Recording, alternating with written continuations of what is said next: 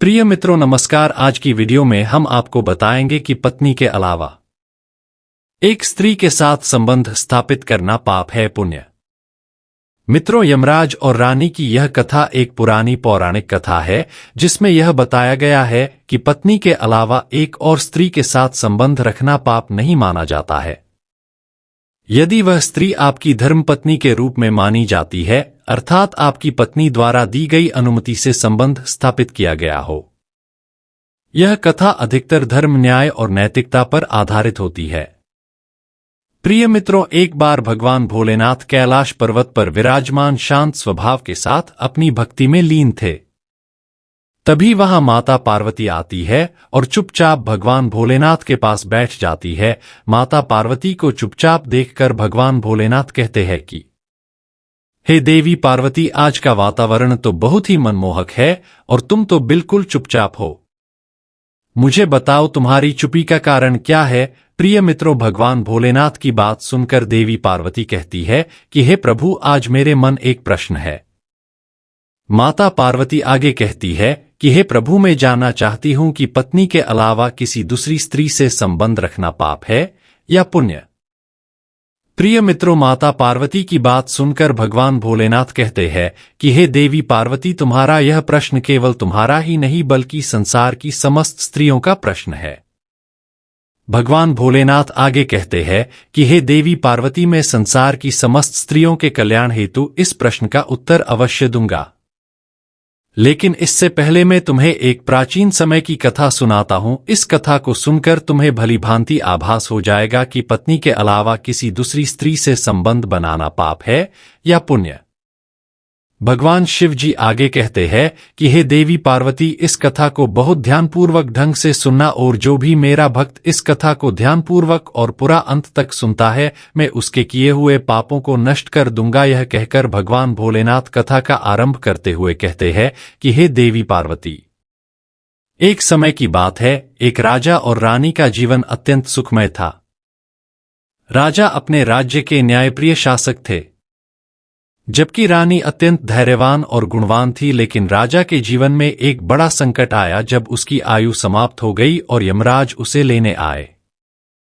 यमराज राजा की आत्मा को लेकर यमलोक जाने लगे, लेकिन रानी ने उन्हें रोकने का प्रयास किया। रानी ने अपने सतीत्व और प्रेम का वास्ता देकर यमराज से विनती की कि वह उसके पति को जीवनदान दें। प्रिय मित्रों, भगवान भोलेनाथ आगे कहते हैं कि हे देवी पार्वती, यमराज ने रानी से कहा, प्रत्येक प्राणी को अपने कर्मों के अनुसार मृत्यु का सामना करना पड़ता है, इसे बदला नहीं जा सकता। लेकिन रानी के प्रेम और समर्पण से यमराज प्रभावित हुए और एक शर्त रखी। उन्होंने कहा, अगर तुम्हारा पति किसी और स्त्री से संबंध रखे तो उसका पाप मुक्त हो जाएगा और उसकी मृत्यु टल जाएगी, बशर्ते वह स्त्री तुम्हारी अनुमति से हो। प्रिय मित्रों, रानी ने यमराज की यह बात सुनी और सोचा कि अपने पति के जीवन के लिए वह यह शर्त स्वीकार करेगी। उसने एक स्त्री की तलाश की जिसे वह इस शर्त के अनुसार स्वीकार कर सके। लेकिन जब वह स्त्री मिली तब रानी ने देखा कि वह स्त्री एक विधवा थी जिसके 2 मासूम बच्चे थे। लेकिन वह स्त्री बहुत सुंदर और भगवान में विश्वास रखने वाली थी। रानी ने जब उस स्त्री से पूछा, क्या तुम अपनी खुशी से राजा के साथ संबंध बनाना चाहती हो या फिर राजा के डर से? रानी की बात सुनकर वह स्त्री कहती है कि हे महारानी, मेरे ये 2 मासूम बच्चे हैं और इनके सिर पर पिता का साया नहीं है। मैं सिर्फ इनकी खुशी की खातिर राजा के साथ संबंध बनाने के लिए तैयार हूं, ताकि इन बच्चों को हर खुशी मिल सके जिसके ये हकदार है। उस स्त्री की बात सुनकर रानी की आंखों में आंसू आ गए, परंतु वह यमराज की शर्त के आगे मजबूर थी।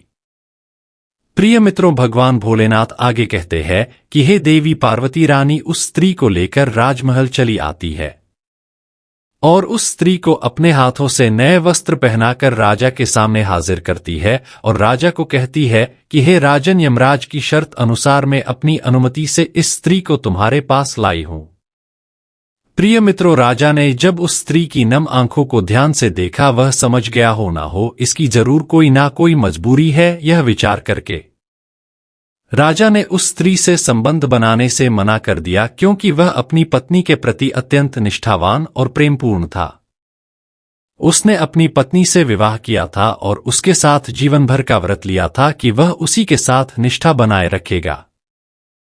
राजा का चरित्र उस समय के समाज में आदर्श के रूप में प्रस्तुत किया जाता है, जहां पति पत्नी के संबंध पवित्र माने जाते थे। जब यमराज ने रानी से कहा कि राजा की मृत्यु टल सकती है यदि वह किसी दूसरी स्त्री से संबंध बनाए, तो यह राजा के लिए एक परीक्षा की घड़ी थी। हालांकि राजा ने यह निर्णय लिया कि वह अपनी पत्नी के प्रति अपनी निष्ठा नहीं तोड़ेगा, भले ही उसकी मृत्यु क्यों न हो जाए। प्रिय मित्रों, राजा का यह कदम यह दर्शाता है कि सच्चा प्रेम और निष्ठा बाहरी परिस्थितियों या प्रलोभनों से प्रभावित नहीं होता। राजा का चरित्र इस कथा में यह सिखाता है कि नैतिकता और धर्म के प्रति सच्ची निष्ठा व्यक्ति को किसी भी संकट में टिकाए रखती है। राजा का पत्नी के प्रति अडिग प्रेम और सम्मान इस बात का प्रमाण था कि वह किसी अन्य स्त्री के साथ संबंध बनाने का विचार भी नहीं कर सकता था, चाहे उसका जीवन ही क्यों न दांव पर लगा हो। इसलिए राजा ने दूसरी स्त्री से संबंध बनाने से मना कर दिया और अपने पत्नी के प्रति निष्ठावान रहा। प्रिय मित्रों, भगवान भोलेनाथ आगे कहते हैं कि हे देवी पार्वती, रानी ने जब राजा की इन बातों को सुना तो वह बहुत प्रभावित हुई और उस स्त्री को बहुत सारा धन देकर अपने बच्चों के पास जाने को कहा। यमलोक में बैठे यमराज न्याय के देवता यह सब देखकर बहुत खुश हुए और राजा को जीवनदान दे दिया। प्रिय मित्रों, इस कथा यह नैतिक संदेश है कि पवित्र प्रेम और निष्ठा को किसी भी परिस्थिति में नहीं तोड़ा जा सकता, चाहे वह जीवन का संकट ही क्यों न हो। मित्रों, भगवान भोलेनाथ की इस कथा को सुनकर माता पार्वती को समझ आ गया कि दूसरी स्त्री से संबंध स्थापित करना पाप है या पुण्य। अगर हमारी यह वीडियो आपको पसंद आई हो तो वीडियो को लाइक और चैनल को सब्सक्राइब जरूर करना। धन्यवाद।